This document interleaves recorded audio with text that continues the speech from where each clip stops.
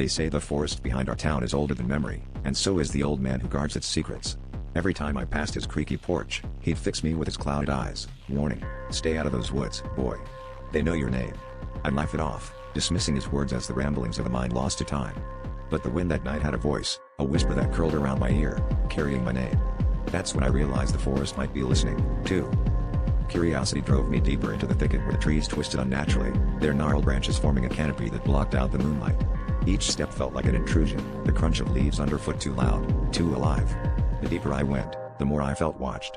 It was as if the forest itself was a living entity, breathing, waiting. The air grew colder, sharper, and the whispering winds escalated into a chorus, my name repeated a haunting melody.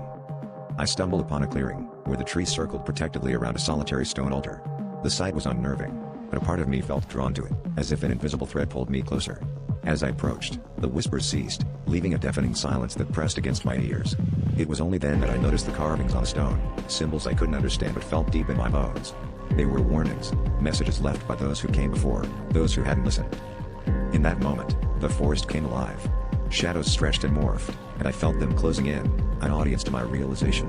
The old man's warning echoed in my mind, clearer now than it ever had been. Panicked, I turned to flee, but the path had vanished, swallowed by the encroaching darkness.